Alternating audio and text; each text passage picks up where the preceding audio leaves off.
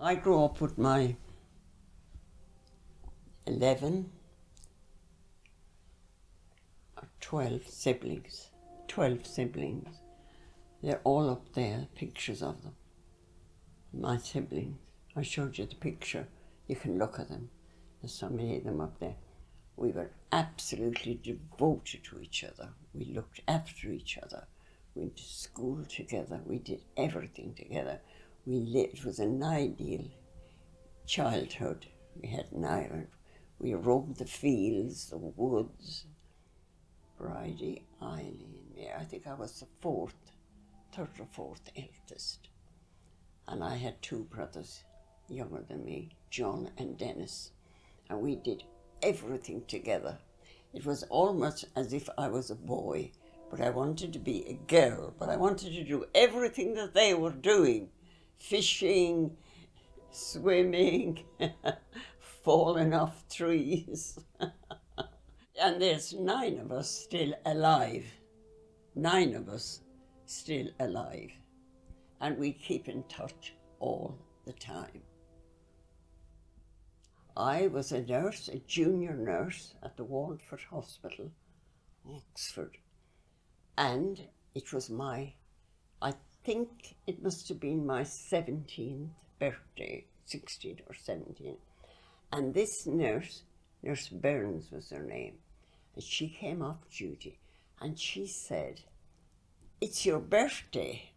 There's some RAF chaps down the road," she said, "and we will go to, we'll see that we'll go to see them." So we set off down Iffley Road, and standing on the cockpit was your dad, your granddad, sorry, Jim. And so I went off to America, and I thought, well, we'll never see each other again. So I went to America. But I never settled there, really. I was working in St. Clair's Hospital, which was a hospital run by the nuns. And I used to have boyfriends. Yes, I had boyfriends. I think what happened, yes, your granddad, yes, was out walking with his sister, and he said to her, "I often wonder what happened to that Irish girl that I was engaged to." He said, "I often wonder, I used to wonder what happened to him, and he used to wonder what happened to me." And she said, "Well, I know what happened to her." He said, "How do you know?" "Because she sent cards to Oak Drive." I remembered his address in Oak Drive.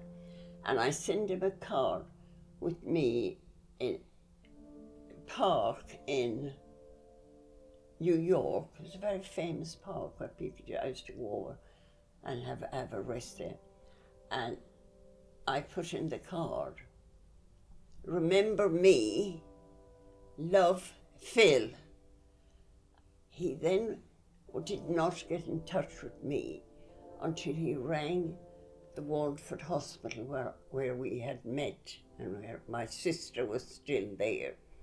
And he said to my sister, I think it was Mary, he said, "I only want to ask you one question. Is Phil married?" And she said, "Not unless she married in the last month." And I didn't know anything about it. And then he got in touch with me. When I came back and I looked over the barrier and I saw him standing there, no more uniform, nothing. And I came down and we just met each other, and it was as if the years fell away. He was just, he absolutely adored his children, and me, we adored each other. So we were very lucky that we had 5 children. He said to me, "I can't believe we have 5 children. I can't believe it." But he loved every one of them.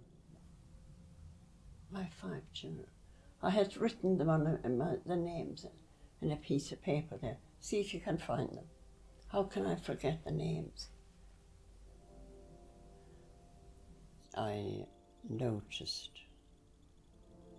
that he was being given medication, and he would count out how many pills, and he used to save them up so that he'd get a couple of hours sleep at night time. He was going to some place for people who were terminally ill, really. And I thought, he's not going to die. That's for other people. I mean, that's just crazy. I could never accept that he wasn't going to live with me, that he would leave me. Because he always came back. You remember, we always met. And now I dream that he's come back, but of course it's only a dream. I miss him every minute of every day, and I think about him. I dream about him. I dreamt that he came back once, and my dream was so real that I put my hand out from the bed to see him, and he was not there. I can't believe he's not there. Yeah. It's got better as the years went on. I'm very happy. I'm so blessed that I can live alone, because believe me, it's not easy when you live with all your life with your siblings and friends and everything. Yeah. He came to see me, you know, for a cuddle, I suppose, and a kiss. But there was only one train, and he missed it, so he walked all the way home back to his base in Bryson North, I think it was called. And when he got there, he had worn the soles of his shoes out. So he wasn't able to go to work. He had to go to sleep for the day to try to get over it. Yeah.